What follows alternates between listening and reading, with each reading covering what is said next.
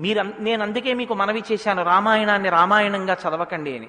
రామాయణం జ్యోతిష శాస్త్రం, రామాయణం వాస్తుశాస్త్రం, రామాయణం ధర్మశాస్త్రం, రామాయణం వాక్కు, రామాయణం ధర్మ పరిపాలన, రామాయణం న్యాయం, రామాయణం సామాజిక శాస్త్రం, రామాయణం శకున శాస్త్రం, రామాయణం పర్యావరణం, రామాయణం గురుభక్తి, రామాయణం శిష్యధర్మం. మీ ఇష్టం ఎలా చదవండి, రామాయణం అలా వస్తుంది.